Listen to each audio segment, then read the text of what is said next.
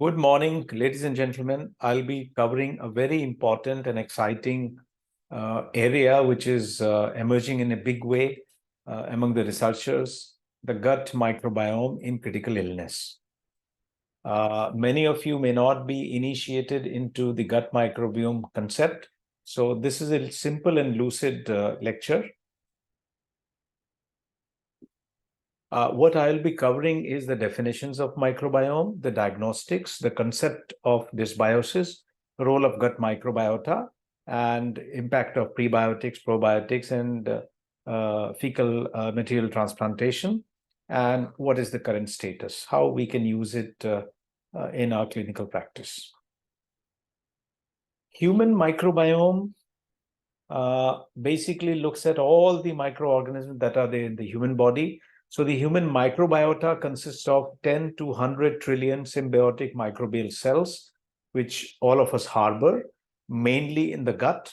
And the human microbiome consists of genes these cells harbor. It plays an important role in health and disease, but we, as of now, do not fully understand it. And this microbiome develops and reaches its, peak maturity when we become adult. So what are the various definitions? Microbiome is collection of all microbial genomes in a host, including viruses, bacteria, fungi, archaea, and protozoa. Microbiota is all microbiome genomes in a defined environment, for example, gut microbiome. Metabolome is total content of metabolites in a community of microbiota. Dysbiosis is condition when normal composition of microbiome is disrupted and is detrimental to the host. Pathobionts are species that expand as a result of dysbiosis, and they exert pathogenic effect on the host. So with this little background, I'll proceed further. So what happens in a human body? The microbes can maintain a community structure and have a symbiotic relationship with the host. Any alteration in microbial community disrupts this symbiotic relationship and may result in disease or dysfunction. This new type of microbial disease is caused by the community as a whole, not by an individual organism. This alteration in normal microbiome is called dysbiosis, and it is associated with a variety of high-impact diseases. They could be inflammatory disease like periodontal disease, esophagitis, idiopathic inflammatory diseases, and psoriasis, or metabolic syndrome-related diseases like diabetes, obesity, immunological disorders like rheumatoid arthritis, food allergy, asthma, cardiovascular diseases, and cancers. So when we look at the human body, we have about 10 to the power 13 human cells, 10 to the power 14 microbial cells, 10 to the power 12 bacteriophages per gram of fecal material, 10 to the power 11 bacteria per gram of fecal material. And you can see the size. The human cell is somewhere here in terms of its size. And when you look at the DNA, this is where we are. So these bacteriophages come somewhere here, viruses are here, and the DNA mitochondria, they are here. So you can see how small they are in size.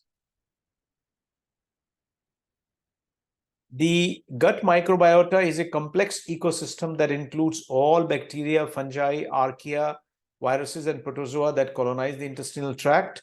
In healthy humans, the microbial community in the gut reaches an estimated total of 3 into 10 to the power 13 microorganisms. It roughly equals the number of host cells. Bacterial commensals, there are 7 main phyla, which physiologically they are dominated by Firmicutes and Bacteroidetes. So we will see that a little later. There are substantial inter and intra-individual variations depending on genetic, dietary, and environmental factors. We are just beginning to understand the central role of gut microbiota related to nutrition and many GI diseases, which range from inflammation to cancer. The therapeutic implications are yet to emerge. So here we can see the phylogenetic tree of 16S rRNA sequences. Now this 16S rRNA gene is used for phylogenetic studies, And because it is highly conserved between different species of bacteria and archaea, and it can be used as a reliable molecular clock as well. So when we look at the structure here, you can appreciate that it consists of actinobacteria, bacteroidetes, cyanobacteria, firmicutes, fusobacterium, so on and so forth. So these newer technologies have been developed which can identify these. These are culture independent technologies. So there are two main technologies in use. One is the biomarker sequencing, that is 16S rRNA gene or internal transcribed spacer regions. This costs about $100 and bacterial identification is limited to the taxonomic levels only. It doesn't tell us about the resistance, etc. Whereas the other one, which is metagenomics, which is basically shotgun genomics, and that about cost about $300. It identifies the bacteria accurately down to species level, including its non-bacterial components. It also gives us information about resistance and virulence. And there are many more which are there. So this is a very exciting field for the scientists working in this area. So what is the purpose of this human gut microbiome? It has a protective function. The intestinal microflora protects against itself against other more harmful organisms, microorganisms. Colonization resistance, this commensal bacteria will occupy the space or the niches where the pathogenic strains cannot inhabit. So they prevent them from inhabiting those areas. But certain environmental triggers can disturb this balance. For example, when we use antibiotics. Once the commensal bacteria are depleted, the harmful pathogenic taxa settle and then they can cause disease. So in addition to resistance, this is another area which is very, very important when we are using antibiotics inappropriately, like in common cold. Now, this suggests what is the interaction between intestinal microbiota in health and illness. So you can see here, this is a normal area, normal part of the gut, and you have the commensal microbes, you have the opportunistic pathogens. So these are the very few opportunistic pathogens, and you have beneficial microbiota. So there is a good symbiosis here. They are, there is no problem. It's a healthy state. It's a homeostasis state. But when the dysbiosis occurs because of any reason, for example, there is significant use of antibiotics, you can see that the opportunistic pathogens start proliferating. And eventually, from here, the increasing dysbiosis where the microbial composition is disrupted, it leads to decrease in the microbiota, and commensal and beneficial bacteria are much less in number. So this is what we see in critically ill. I'll explain this. So that's the change that happens in our body.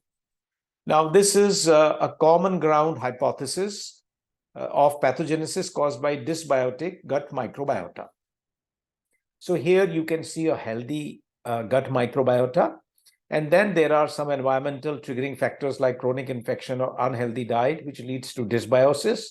And there is subclinical dysbiotic gut microbiota leading to leaky mucosa and intestinal inflammation. The combination of genetic susceptibility, environmental exposure, they result in the polygenic disorder. And scientists have been able to, transplant this particular dysbiotic disease-associated gut microbiota to a genetically susceptible rodent host. So gut microbiota essentially it's very important for fermentation of insoluble dietary fibers and endogenous intestinal mucus, and for supplemental growth of specialized microbes, and eventually is produced short chain fatty acids. So the important ones being acetate, butyrate, and propionate.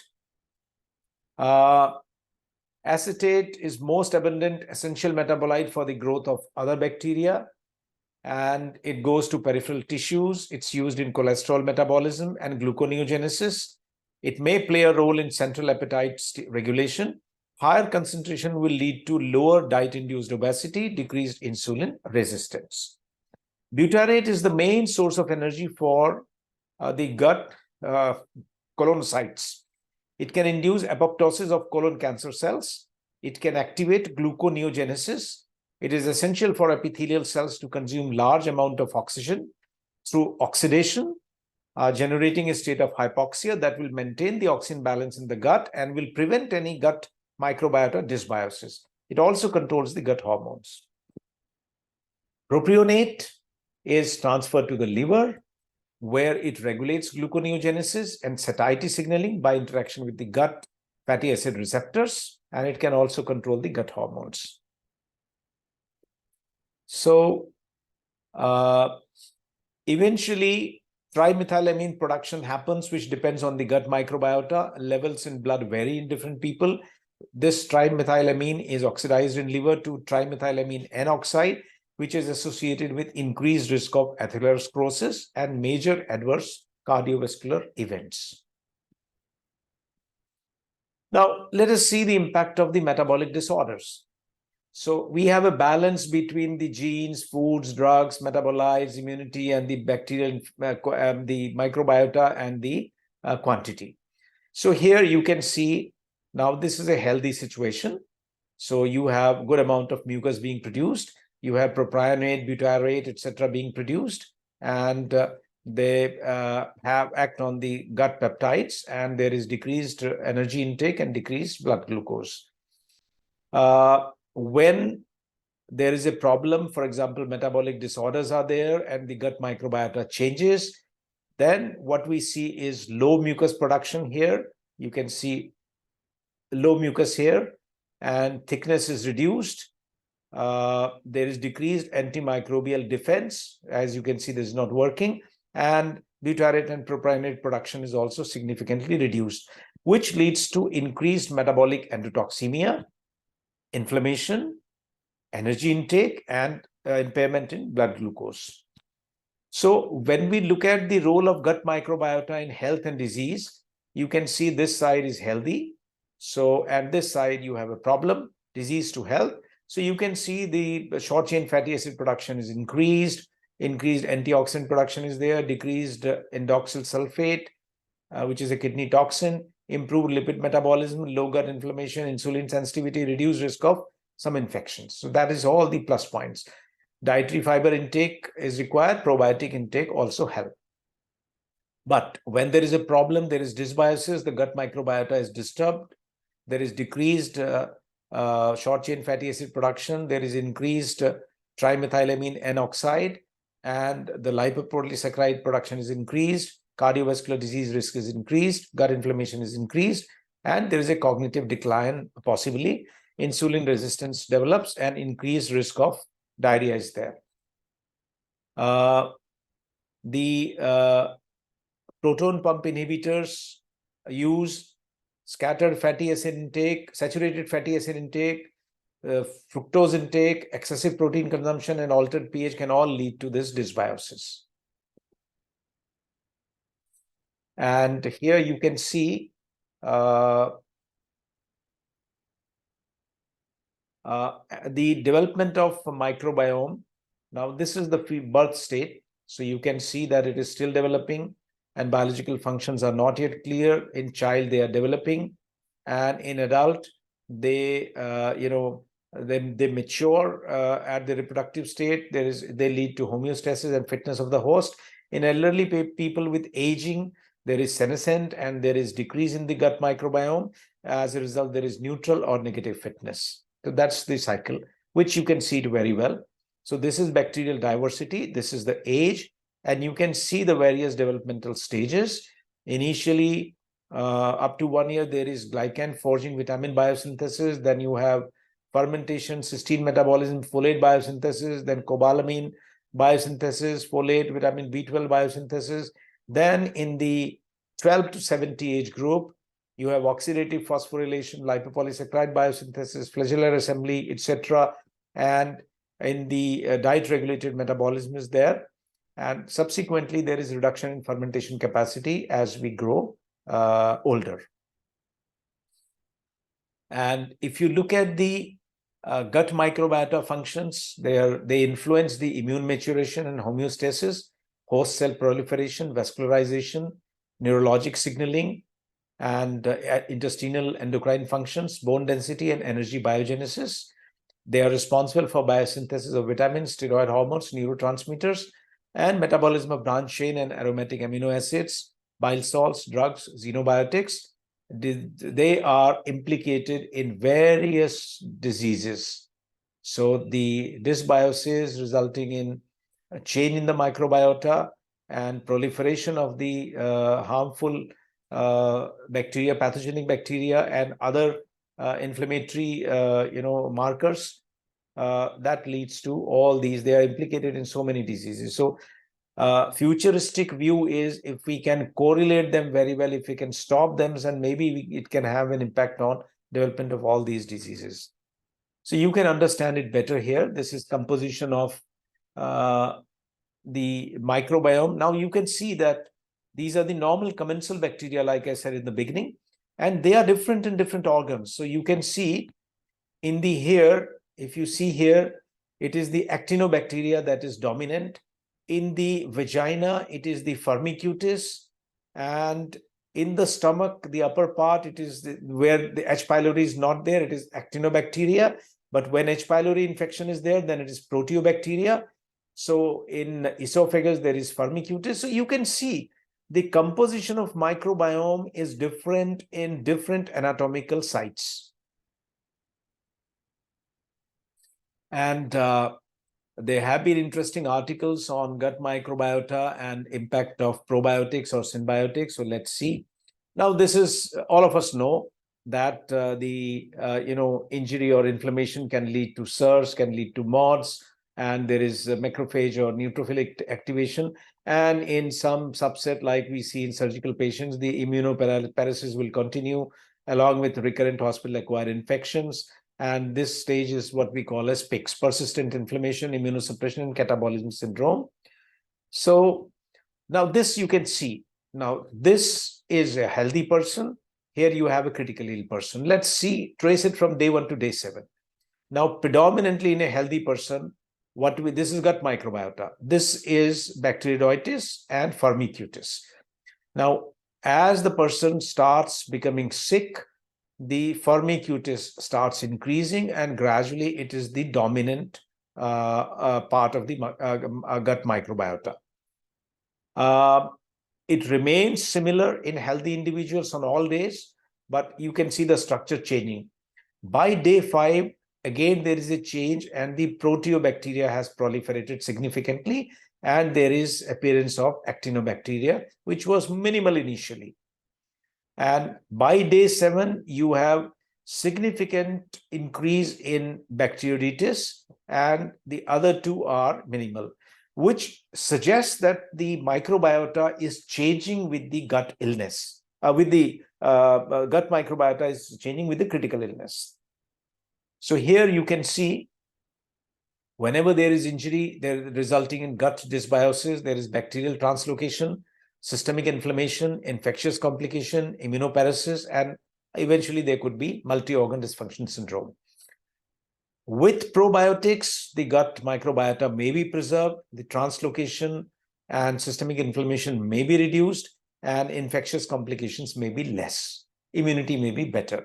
So this is the gut origin hypothesis and the impact of probiotics. That's the way the scientists are looking at it now.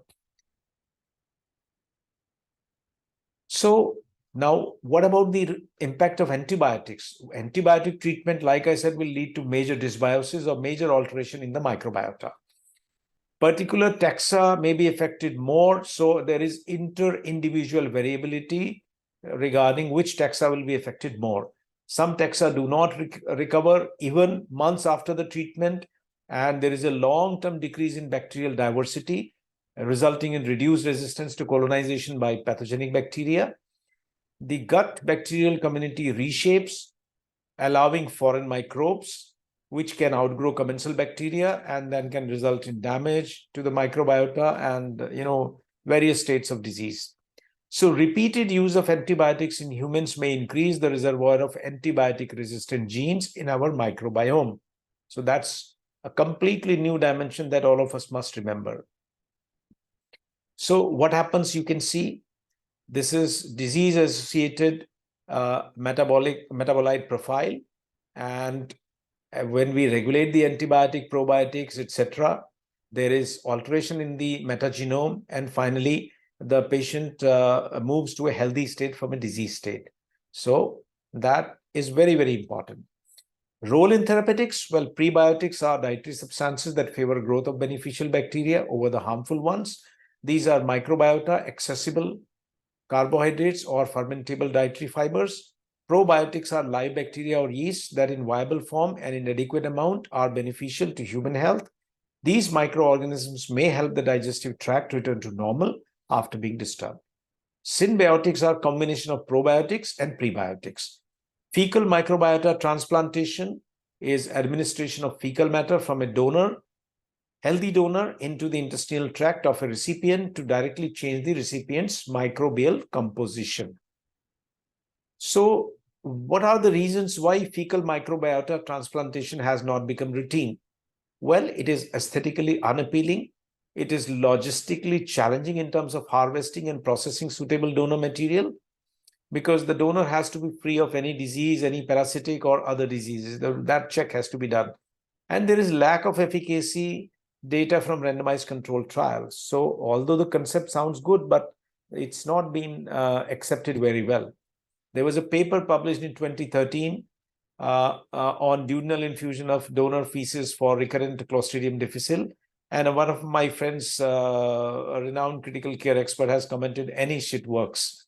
So this was a prospective open label randomized controlled trial. And what they did was, patients who had C. diff infection, they were randomly assigned to receive one of the three therapies: standard vancomycin 500 milligram orally 4 times a day for 14 days, standard vancomycin regimen 14 days along with bowel lavage, and a standard vancomycin regime followed by bowel lavage and subsequent infusion of a solution of donor feces through a nasoduodenal tube. Primary endpoint was resolution of diarrhea associated with C. diff infection without relapse after 10 weeks. Study was stopped after an interim analysis because the outcome favored the fecal microbiota transplantation. There was 80% response above the vancomycin therapy, either alone or in combination with bowel lavage. So significance of this study possibly goes beyond the treatment or of recurrent or severe C. diff infection. It has alerted us to the abundant, diverse, and influential nature of gut microbiota, how we can utilize this information, how we can refine it. Possibly the science will give us more answers in near future. Therapeutic applications. This new knowledge can be applied to rational remodeling or tailoring of human-associated microbial communities and their associated functions. And maybe we can modify the innate and adaptive immunity and also the relative susceptibilities to infection and immune tolerance, etc., when we control the gut microbiota in a better way. Now, critical illness in microbiota. This was a major American gut project, so where they identified that ICU patients were completely different than other patients. So ICU patients, the feces showed completely different. You know, the normal patients, American gut project shows in the feces, this was the thing. And in ICU patients, it was different. You can see. And in ICU, the oral flora was different compared to the oral flora in the normal patients. This was light blue. You can see very few here. There is significant growth. And the skin level also, there was different. The light yellow you hardly see here, which was normal. And the brown color, which you see here, is what you see in the ICU patients. So they were completely different in terms of oral flora, skin flora, and fecal flora compared to the normal healthy individuals. Now here you can see, so this is the fecal split by time points, that is admission discharge between ICU and the American Gut Projects. So you can see this is the American Gut Project healthy subset. So here you can see almost 50% is bacteria, that is Firmicutes, and there is, you see, a lot of green, that is Bacteroidetes, and these serrations which represent proteobacteria are much less. But the critically ill patient on admission has significant reduction in the Firmicutes and significant proliferation of the proteobacteria, as you can see, reducing the green and the blue. And subsequently, at the time of discharge also, there is significant dysbiosis. So you can see significant increase in the proteobacteria, and the Firmicutes is still less. So this may take time, a lot of time, to recover to come to this stage. Another slide that depicts the relative abundance and the impact of antibiotics. Now you can see these are the subject with antibiotics, and these are the ICU patients. So you can see Firmicutes is significantly less. The green is more, which represents these two, Microbiota and Microbiota. In ICU patients, now these are the 7 common bacterial and archaeal phyla of human intestine microbiota. And what you see here is proliferation of Bacteroidetes, proteobacteria, and Firmicutes in ICU patients. Sorry. Another paper highlighting on the gut microbiota of critically ill patients, especially in context of COVID-19. So this study looked at samples from 69 COVID-19 patients from 3 different hospitals of Italian hospitals. They were analyzed for that simple 16S rRNA gene-based sequencing. Gut microbiota profile was compared with the publicly available database of healthy or age and gender matched Italians, as well as other critically ill but non-COVID-19 patients. The gut microbiota of COVID-19, the study found appear to be severely dysbiotic with significantly reduced diversity. There was loss of health-associated microorganisms and enrichment of potential pathogens, particularly Enterococcus.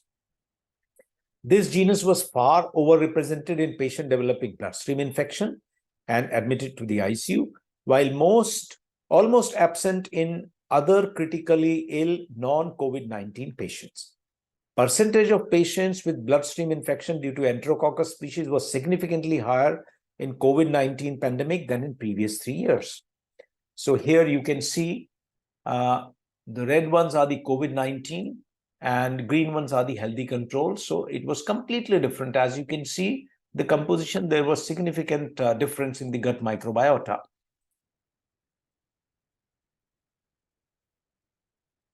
And when you see the, in COVID-19 patient, what is happening to Enterococcus species, this is healthy control. There is nothing there. But in COVID-19, you find that there is an increase in the percentage, and you have the maximum increase in Enterococcus faecium. And this is, you can see a sharp rise in the COVID times in the, incidence of the bloodstream infection, Enterococcus related. So that's what they showed. That was the change. Now, what would be the implication of all this information?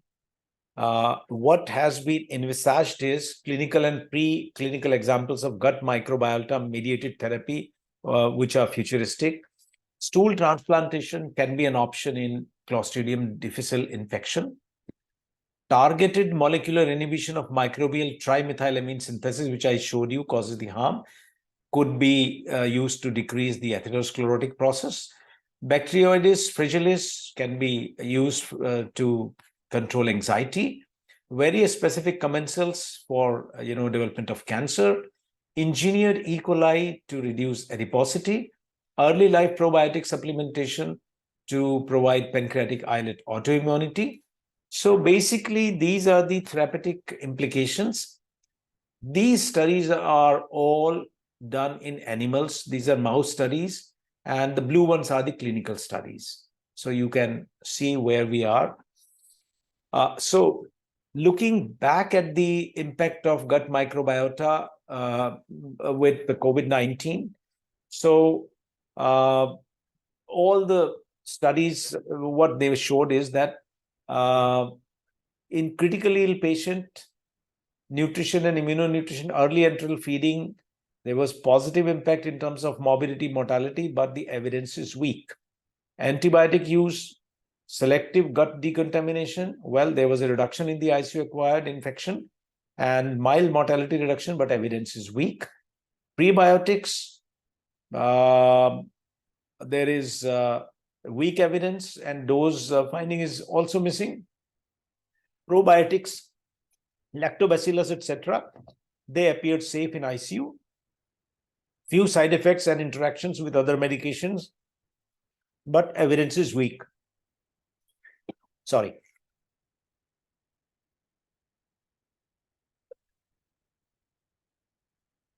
Let us see what happens in COVID-19.